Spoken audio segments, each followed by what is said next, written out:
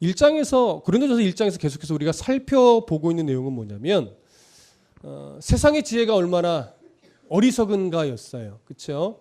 십자가의 도가 하나님의 지혜임에도 불구하고 예수 그리스도를 통하여 우리를 구원하신 하나님의 지혜가 세상에서는 어떻게 보여요? 어리석게 보이고 미련하게 보인다라고 하는 것을 살펴보았습니다. 그러나 오히려 십자가의 도를 어리석게 보고 미련하게 보는 사실은 그들이 진짜 미련한 자요, 진짜 어리석은 자다라고 하는 것을 계속해서 보고 있는 중이죠.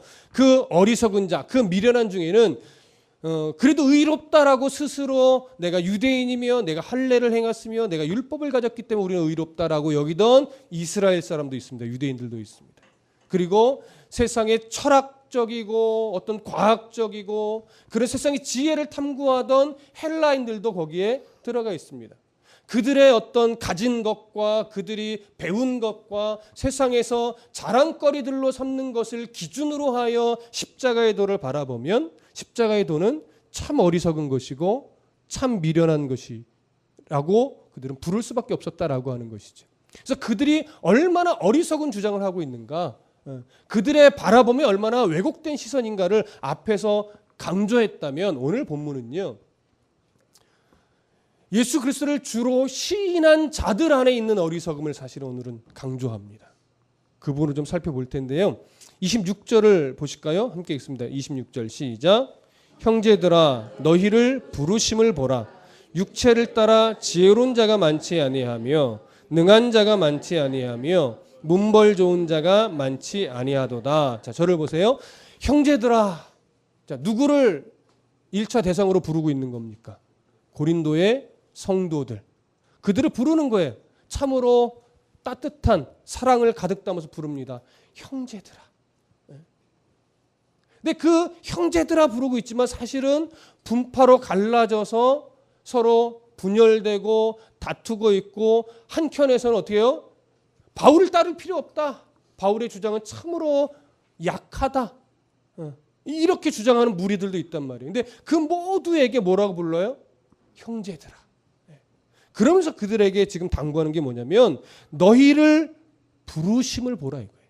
부르심이라는 건 뭐예요? 우리가 흔히 아는 콜링이라는 건데 예수 그리스도의 보혈의 은혜로 말미암아 우리가 예수 그리스도를 믿고 하나님 나라의 자녀 될 수 있도록 하나님이 섭리하여 주신 이 은혜를 말하는 거예요. 불러주신 은혜. 근데 이 부르심은 철저하게 하나님의 뭐예요? 주권적인 부르심이에요.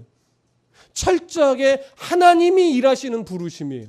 여기에 우리의 열심이나 우리의 공로나 우리의 어떤 지적인 깨달음이라든가 이런 것이 절대 들어갈 수 없고 우리들의 가진 것으로는 주님을 만날 수도 없고 우리들 안에 있는 것으로는 하나님을 찾을 수도 없는데 하나님이 그런 우리를 특별하게 은혜를 베푸셔서 예수 그리스도 그 복음이 인정되게 하여 주셨고 예수 그리스도 그 복음을 듣고 아 이것이 진짜 진리구나.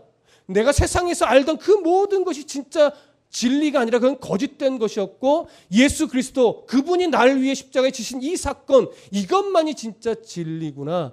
이걸 인정하게 됐고 깨닫게 됐고 그래서 바라볼 수 있게 됐고 그래서 부르심을 따라 하나님 앞에 기도하고 함께 예배하며 그 공동체 안에 나와서 속할 수 있게 되었다라고 하는 것.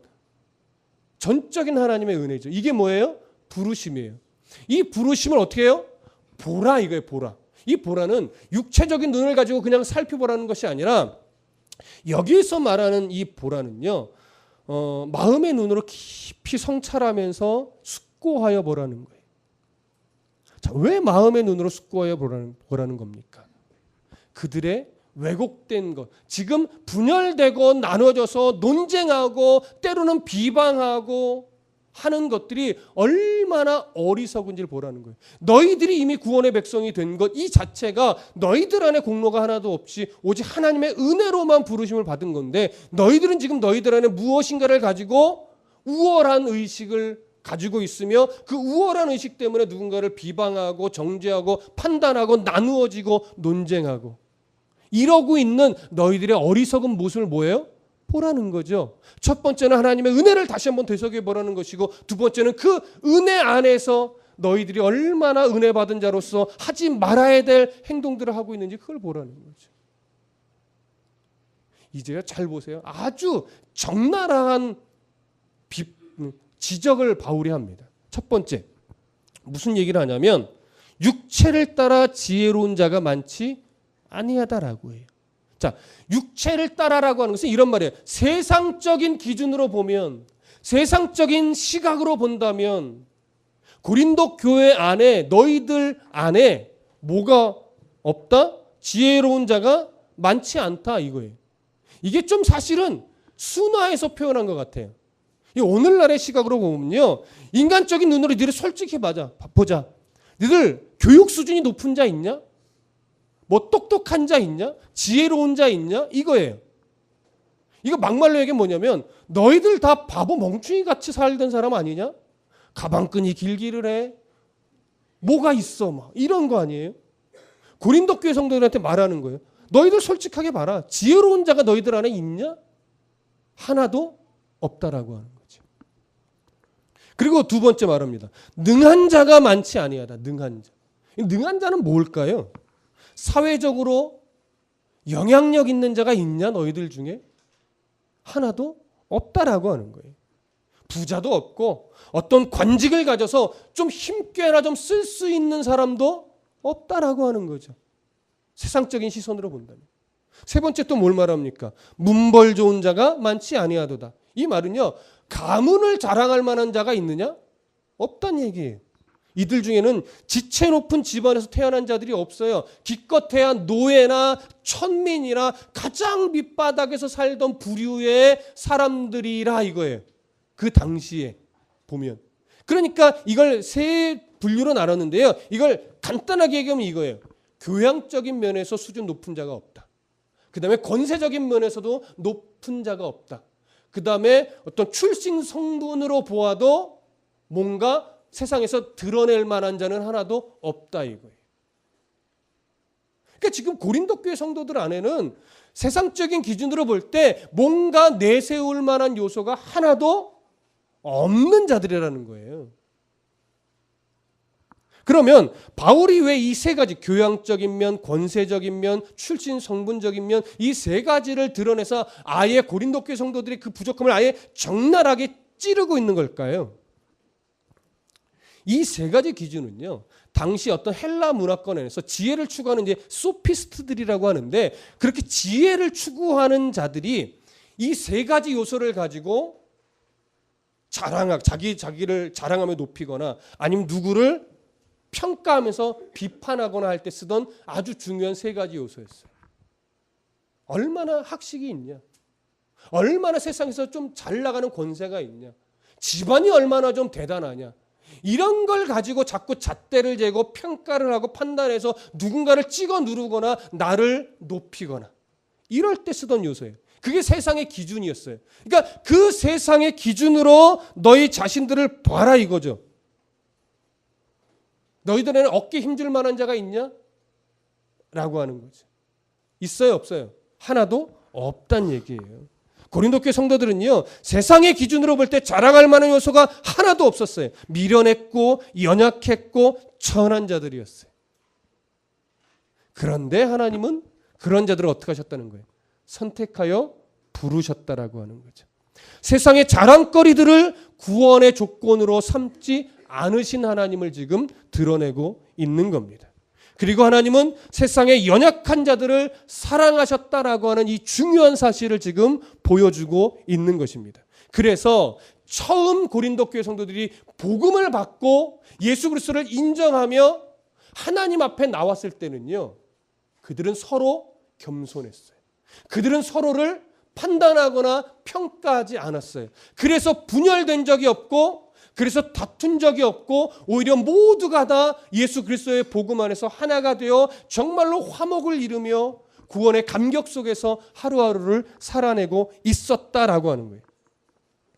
그런데 지금은 서로 파당이 지어져서 나누어져 있고, 그 나누어진 상태에서 서로가 서로를 어떻게 해요? 멸시하며 분쟁을 일삼고 있는 거예요. 이게 얼마나 큰 어리석음인지 오늘 바울은 계속해서 지금 강조하며 드러내고 있는 겁니다.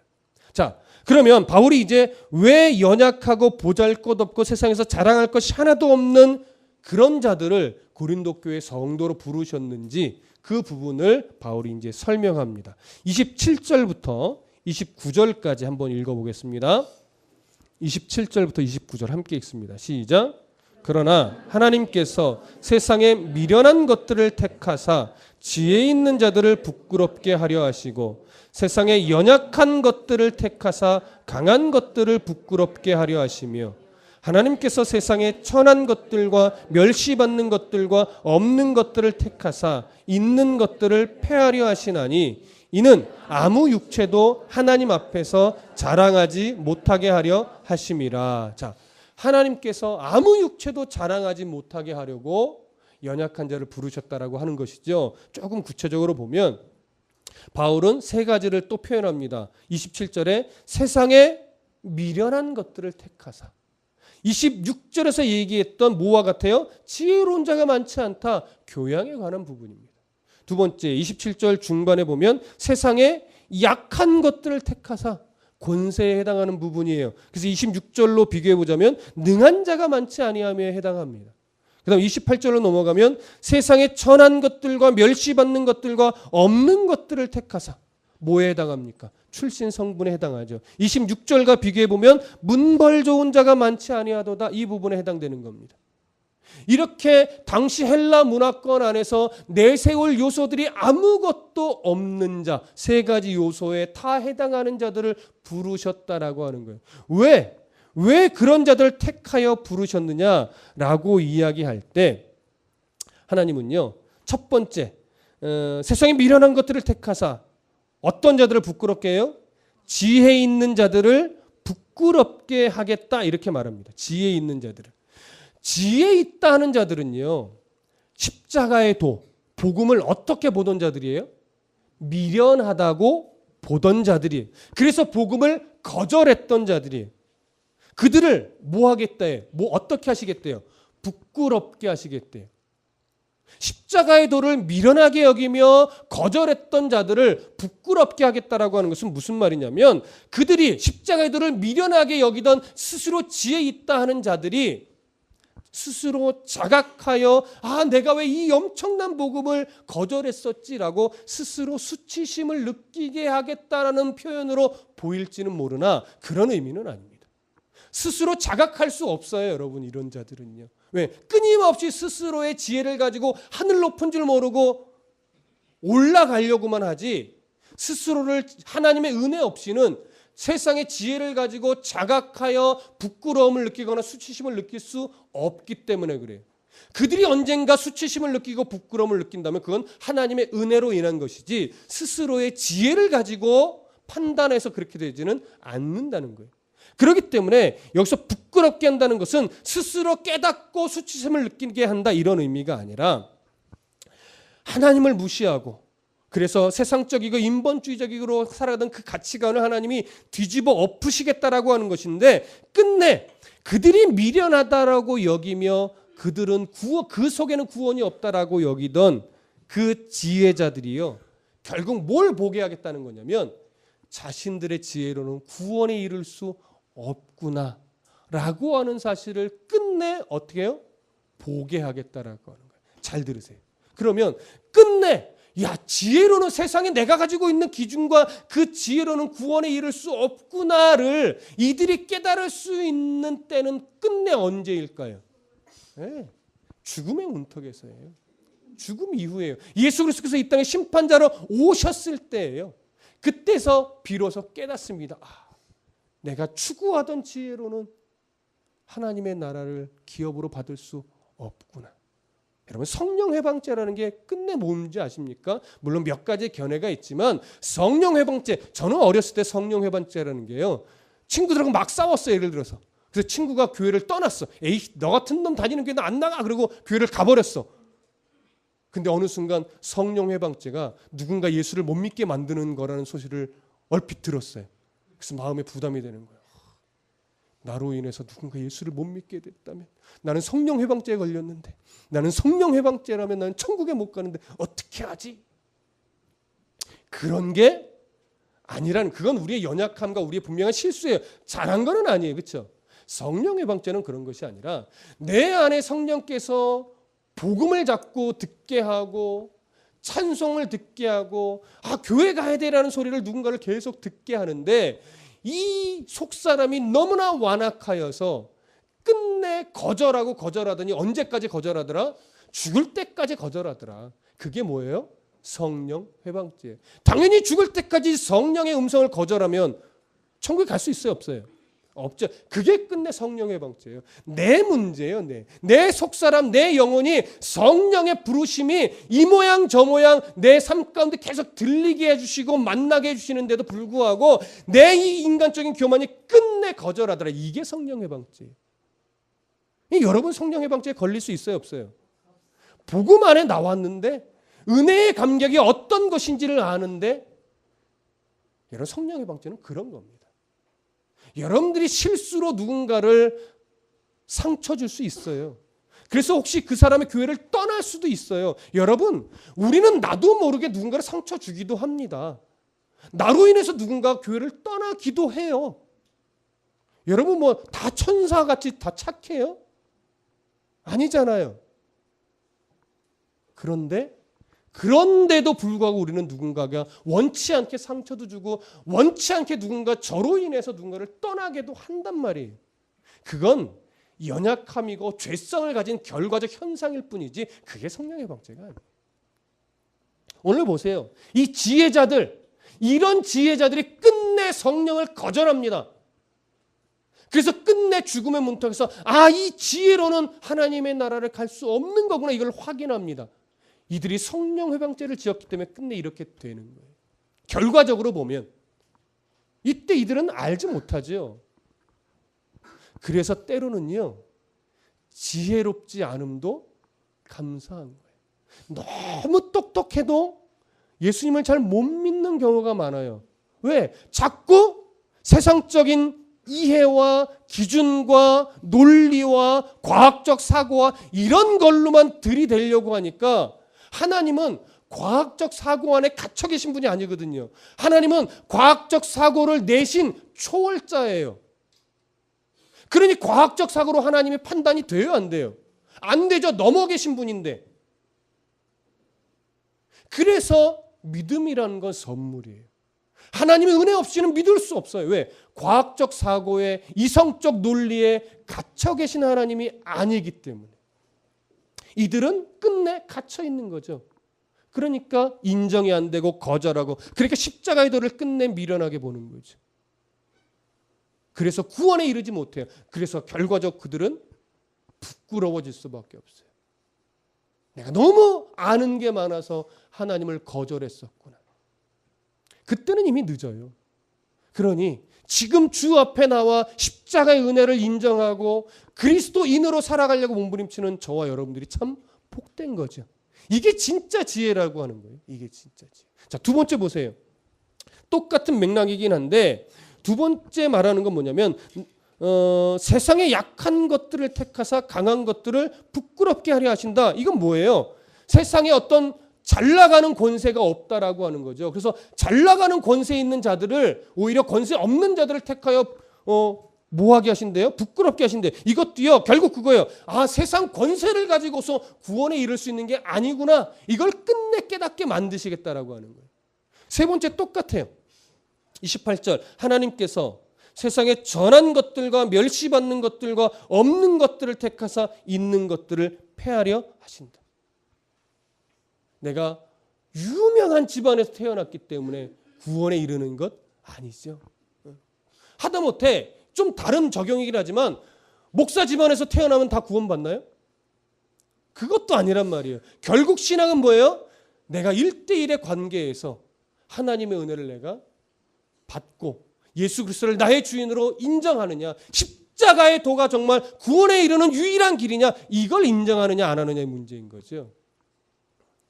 그래서 우리는 어떤 유산을 물려줘야 한다고요? 돈, 명예 이런 거 아니에요. 십자가의 도가 유일한 구원의 길임을 정확하게 깨닫게 해주는 것, 알려주는 것, 그게 믿음의 우리가 물려줘야 될 믿음의 유산인 거예요. 이거 놓치고 돈 물려줘봤자, 이거 잃어버리고 재산 물려줘봤자 아무 의미 없다고요. 오히려 그 돈이, 오히려 그 명예가 그를 십자가에서 더 멀어지게 만들죠. 그래서 우리가 물려줘야 될 건 바로 이 세 가지예요. 교양, 권세, 출신, 성분. 이거보다 더 중요한 게 뭐냐면 십자가에 도달하고 하는 거예요. 이걸 우리는 가르치고 물려줘야만 하는 겁니다. 29절은 이걸 총정리해요. 함께 읽어보겠습니다. 다시 한번 29절 시작. 이는 아무 육체도 하나님 앞에서 자랑하지 못하게 하려 하심이라. 세상의 자랑거리들이 결코 구원을 이루는 데 도움이 되는 것이 아님을 분명하게 지금 지적해 주는 거예요. 그러니까 지금 고린도 교회 성도들이 파당을 지어서 다툼을 일으키고 있는 그 이유가 결국 뭘까요? 자신들에게 자랑할 거리가 없다라고 하는 사실을 처음에는 알았고 그래서 구원받게 됐음을 감사했는데 지금은 오히려 자신들 안에 무엇인가 자랑거리가 있는 것처럼 여기면서 그룹으로 나눠진 거예요. 그리고 이제 논쟁하고 지적하고 판단하게 된 것이죠. 그것을 지금 정확하게 보여주는 거예요. 너희들의 파당으로 나누어짐이. 그리고 너희들이 다른 파당에 속한 사람을 판단하고 지적하고 논쟁하는 것이 얼마나 어리석은 것인지를 지금 보여주는 겁니다.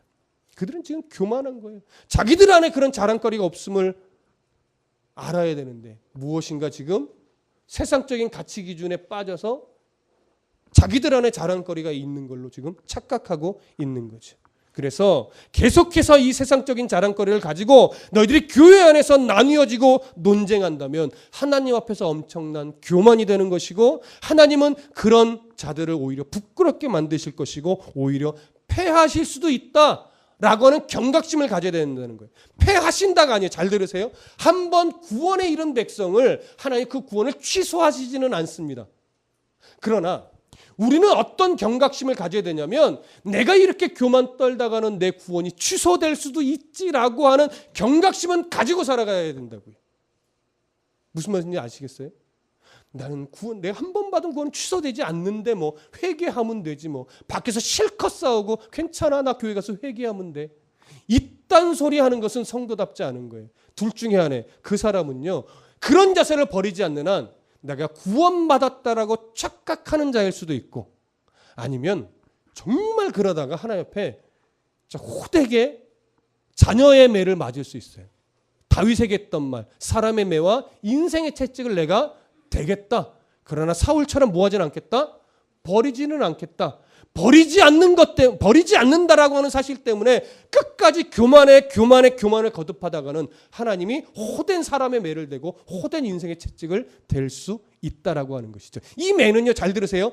연단의 매와는 다른 거예요. 연단을 위한 매가 아니라 이건 자녀 만들기 위해서 호되게 훈육하는 교만을 꺾기 위한 매예요. 연단의 매는 즐겁게 받을 수 있으나 채찍, 자녀로서 너 이거 고쳐야 되라고 하는 훈육의 매는 울며 받아야죠. 무슨 말씀인지 아시겠어요? 훈육의 매는 울며 받아야죠. 그리고 회개함으로 받아야죠. 그래서 더 내가 이런 교만을 이제 부르지 아니하리라 뭐 해야 돼요? 각성하고 결심하고 내 속에 있는 교만의 뿌리들을 뽑아내려고 더 몸부림쳐야 되는 거예요. 오늘 고린도 교회 성도들은 인생의 채찍 사람의 매를 맞을까 조심해야 돼요. 그래서 다시 한번 스스로 겸손의 모습을 찾고 스스로 자랑거리가 없음을 인정하며 다시금 파당 나누어진 걸 다 철수하고 서로 하나가 되어 지체로서 서로 인정하며 섬기는 자의 자리로 다시 나아가야만 하는 겁니다. 이거 보지 못하면 고린도 교회는 지금 하나님의 아주 호된 채찍을 맞을 수도 있다라고 하는 거죠. 우리 교회도 마찬가지입니다. 지금처럼 서로 섬기고 이해하고 품어주고 함께 중보하며 기도해주고 이런 모습이 너무 귀해요. 지금처럼 끊임없이 가야 돼요. 오늘 기도하실 때도 초심을 잃지 않게 해달라고 기도하셨는데 그거 놓치시면 안 됩니다. 목사도 성도도. 교회가 규모가 커질 때마다 자꾸 무엇인가 모를 내 안에 기득권이란 게 생겨나기 시작하면 교회는 죽어가는 겁니다.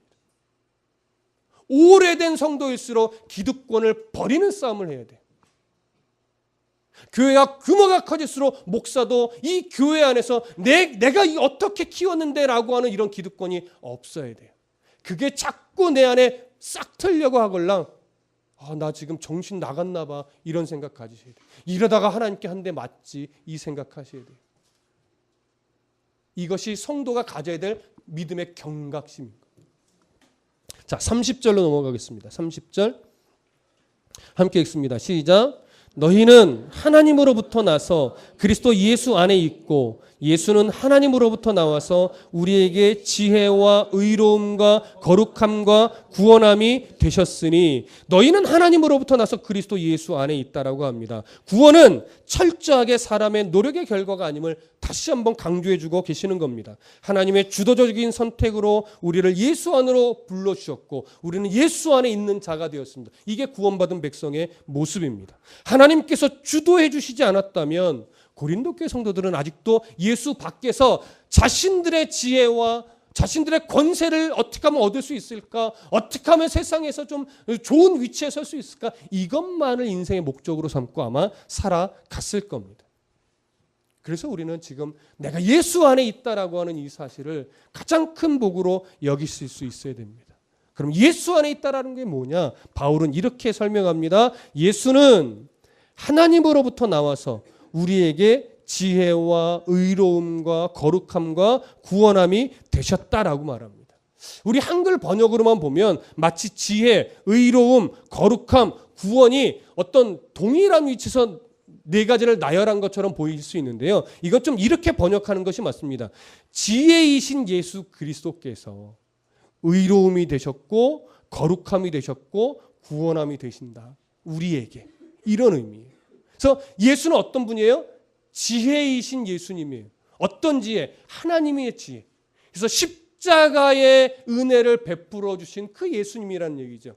하나님의 지혜로서 십자가에서 우리를 위해 달려 생명을 내어주신 그 예수 그리스도께서는 바로 우리의 뭐가 되신다? 첫 번째, 의로움이 되신다. 두 번째, 우리의 거룩함이 되신다. 세 번째, 우리의 구원이 되신다라고 하는 거예요. 그러면 지혜이신 예수 그리스도께서 우리의 의로움이 되신다라고 하는 건 무슨 의미입니까? 우리 안에 의로움을 만들어낼 능력이 우리 안에 있다 없다? 없다. 이걸 인정하라는 거예요. 우리 안에 스스로 의로움을 만들어낼 능력이 없기 때문에 우리는 누구를 의지해야만 되냐면 우리에게 의로움을 덧입혀 주실 죄 없으신 예수 그리스도만을 의지해야 되는 거예요. 자, 이 세상의 심판자는 누구예요? 물론 예수 그리스도시지만 우리가 넓은 의미로 볼 때 하나님이라고 본다면 재판관이신 하나님 앞에서 죄인인 우리가 우리의 죄책을 해결하고 우리는 이제 죄를 해결했으니 의롭습니다라고 하는 그 심판관 앞에 내세울 수 있는 능력이 우리에게는 있어요, 없어요? 하나도 없어요. 절대적으로 없어요.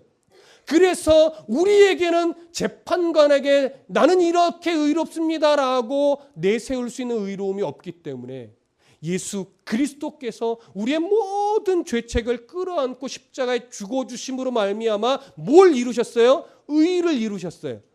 그래서 우리는 뭘 내세우는 거냐면 예수님이 나의 죄 문제를 이렇게 해결해 주셨습니다라고 하면서 내 의가 아니라 예수 그리스도의 의를 심판자이신 하나님 앞에 어떻게 해요? 내미는 거예요.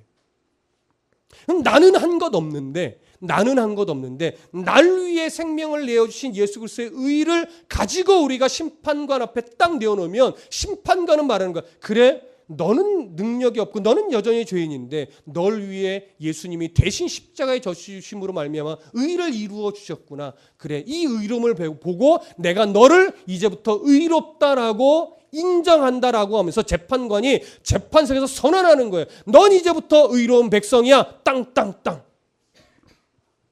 내가 한 것 있어요?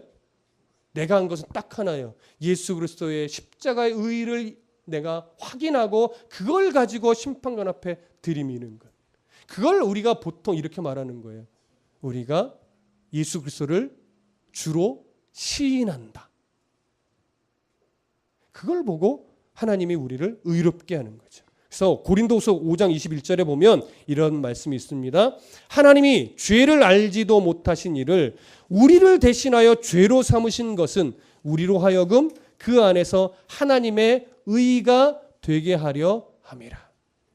그러니까 잘 보십시오. 하나님의 우리를 의롭다라고 인정해 주신 이 의에는 기본적으로 일정 수준의 도덕적 행위가 들어 있습니까? 없습니까? 없어요. 이거 잘 아셔야 돼요. 하나님이 우리를 의롭다라고 인정하시는 그 구원에 이르는 의에는요, 우리의 도덕적 수준을 말하는 게 아니에요. 우리의 도덕적 수준과는 아무 상관없이 날 위해 십자가에 죽어주신 예수 그리스도 그 의를 말하는 거예요. 그래서 우리의 죄성을 아시고 우리의 연약함을 아시고 예수 그리스도로 말미암아 우리를 용납하셨다라고 하는 차원의 의인 겁니다. 우리가 연약하기 때문에, 우리가 부족하기 때문에. 그러면 그 의를 덧입은 우리들은 이제 도덕적인 걸 하나님이 안 보시니까 도덕적으로 막 살아도 되나요? 아니죠. 그건 앞에서 얘기했던 그 내용과 똑같은 거예요. 이것은 오히려 우리에게 그러니까 더욱더 도덕적으로 너희들이 책임의식을 가지고 바르게 살아가야 된다라고 하는 어떤 의무를 주시는 것과 똑같아요. 더 도덕적이어야 돼요. 그래서 우리는. 자, 두 번째. 지혜이신 예수 그리스도께서 우리에게 거룩함이 되신다. 무슨 의미일까요? 사실은 앞의 의미와 맥을 똑같이 같습니다. 고린도전서 6장 11절에 보면 너희 중에 이와 같은 자들이 있더니 주 예수 그리스도의 이름과 우리 하나님의 성령 안에서 씻음과 거룩함과 의롭다 하심을 받았느니라. 아담의 범죄 이후에 우리 모두는 다 거룩한 존재가 아닙니다. 다 불의한 존재입니다. 그런데 본질적으로 거룩하신 예수 그리스도의 그 십자가의 은혜를 덧입어 우리가 예수 그리스도와 연합한 자가 되면 우리는 모두 뭐가 되냐면 거룩한 무리가 되는 겁니다. 그래서 우리를 거룩하다라고 하나님이 인정해 주시는 거죠. 우리가 거룩한 행실을 해서가 아니에요. 거룩한 자로 인정해 주시고 거룩한 무리로 불러주셨기 때문에 우리는 더 거룩한 백성답게 살아내야 되는 것이지, 거룩한 행동을 했기 때문에 우리를 거룩한 무리로 인정해 주시는 게 아니에요. 여기서의 거룩함도 여전히 예수 그리스도의 은혜를 덧입었다는 차원에서의 거룩함입니다. 하나님께 속한 자로서 하나님과 이제 가까운 자가 되었다라고 하는 그런 차원의 거룩함이. 그래서 더 거룩하게 사셔야 됩니다. 우리가 거룩하게 사는 싸움을 안 하면 하나님의 이름을 어떻게 만드는 거예요? 망령되이 일컫도록 만드는 그런 결과를 낳습니다. 교회가 그래서 더 거룩한 싸움을 해야 돼요.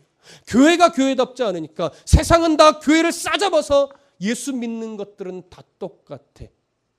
교회들은 다 똑같아. 이런 소리를 하는 거죠. 한 교회라도, 우리 교회라도 이 싸움에서 절대 지지 않는 그런 몸부림을 해야 할 겁니다. 그러면 누구 한 사람에게서만큼이라도 역시 교회 다니는 사람은 달라. 이런 소리를 들어야죠. 그럴 때 우리가 성도로서, 거룩한 백성으로서, 의로운 백성으로서의 책임을 지금 최선을 다해서 해내고 있다라고 하는 증거가 되는 겁니다. 세 번째, 지혜이신 예수 그리스도께서 구원함이 되신다라고 하는 것, 무슨 의미이겠습니까? 결국 그리스도 예수 안에 있는 속량, 결국 뭐예요? 예수님이 우리의 죄를 끌어안고 십자가에 죽어주신 이 사건으로 말미암아 우리는 구원에 이를 수 있게 되었다라고 하는 것, 이게 또 강조된 것이죠. 그러니까 지혜이신 예수 그리스도께서 우리에게 의로움이 되시고 거룩함이 되시고 구원함이 되셨다라고 하는 것은 어떻게 보면 다 다른 게 아니에요. 다 하나예요. 우리를 구원의 백성 삼아주셨다라고 하는 것. 이걸 이렇게 다 표현하고 있는 것이죠. 그래서 성도들의 유일한 자랑은 뭐밖에 없다? 예수 그리스도밖에 없다. 그래서 우리는 예수 그리스도의 은혜를 자랑하며 도덕적인 진보가 있는 백성이어야 하는 자들이에요. 그래서 더 도덕적이어야 합니다. 자, 31절 마지막 구절 함께 읽습니다. 시작. 기록된 바 자랑하는 자는 주 안에서 자랑하라 함과 같게 하려 함이라. 31절이 좀 난해한 구절이긴 합니다. 종종 이 구절을 그래도 여러분 자랑하려면 주님 안에서 하세요, 이렇게 표현하기도 합니다. 그 말이 틀렸다라고 단정할 수는 없습니다. 주 안에서 자랑한다면 그건 굉장히 겸손한 모습이겠죠. 예. 근데 김세윤 박사는 이 구절을 이렇게 번역하는 것이 옳다라고 이야기하는데 그게 어떤 표현이냐면 자랑하는 자는 주를 자랑해야 된다. 이렇게 번역함이 옳다라고 말을 합니다. 근데 저는 김세윤 박사가 말하고 있는 그 표현이 오히려 더 옳은 것 같아요. 물론 주 안에서 여러분 겸손히 자랑하는 것도 있을 수 있어요. 그게 틀렸다라고 말하고 싶지는 않습니다. 그러나 우리가 자랑할 것은 오늘 문맥에 보면 뭐밖에 없다? 예수님밖에 없다. 그래서 31절도 오히려 자랑하는 자는 주만 자랑해라. 주님만 자랑해라. 예수 그리스도만 자랑해라. 이렇게 보는 것이 더 옳다고 여겨집니다. 왜냐하면 사람에게는요 사실은 자랑할 만한 요소가 하나도 없어요. 무엇인가 요만큼이라도 내 안에 자랑할 요소가 보이기 시작하면요 고린도 교회 성도들처럼 되는 건 시간 문제예요. 우리에게는 자랑할 요소가 없다라고 우리가 여겨져야 됩니다. 제가 뭐 자랑할 게 있겠습니까? 이러셔야 돼요. 우리의 자랑은 예수 그리스도밖에 없습니다. 예수 그리스도의 은혜가 아니었으면 제가 이 자리에 있을 수 없습니다. 예수 그리스도의 은혜가 아니면 제가 지금 이렇게 살아갈 수 없습니다. 라고 하는 분명한 신앙 고백이 있으셔야 하는 거죠. 그래서 우리는 예수 그리스도의 의로우심만 자랑하고 예수 그리스도의 거룩하심만 자랑하고 예수 그리스도의 완전하심만 자랑해야 하는 겁니다. 바울이 지금 안타까워하는 것은 무엇이냐면 고린도 교회 성도들이 이렇게 우리의 지혜이신 예수 그리스도를 제쳐두고 뭘 자랑하고 있어요? 사람의 이름을 자랑하고 있어요. 아볼로파니, 바울파니, 베드로, 계바파니, 예수파니 이걸 지금 자랑하고 있다라고요. 바울이 이걸 너무 지금 속상해하는 거예요. 그건 지금 세상이 자랑하고 있는 그런 기준을 교회 안으로 갖고 들어와서 또 그렇게 바꿔놓는 거다, 변질시켜 놓는 거다 이걸 말하는 거죠. 따라서 우리는 모두가 다 하나님께로부터 받지 않은 것이 없는 참으로 연약한 자요, 부끄러운 자요, 천한 자들이에요. 근데 하나님 앞에서 너무나 큰 걸 받은 자예요. 하나님의 자녀라는 신분, 천국 백성이라는 신분, 이 큰 걸 받은 자예요. 그러니 우리가 뭘 자랑하겠어요? 예수 그리스도밖에 없는 거죠. 다시 한번 우리도 오늘 점검하십시다. 고린도 교회가 실수했던 이 실수를 우리도 되풀이하는 자가 아니라 정말로 우리에게 자랑할 것은 예수 그리스도밖에 없음을 분명하게 확인하고 이제 교회 안에서 파가 갈라진다거나 누구의 연약함을 지적한다거나 이런 일에 앞장서는 것이 아니라 서로 화목한 가운데 예수 그리스도만 자랑하며 오히려 더 낮아지려고, 더 섬기는 자가 되려고, 더 이해하는 자가 되려고, 그래서 예수님만 드러나게 만드는 삶을 살아내고 그런 가정이 되려고 노력하고 그런 교회를 만들기 위해 함께 애쓰는 그런 성도, 그런 목회자, 그런 교회가 되기를 간절히 바랍니다. 기도하겠습니다.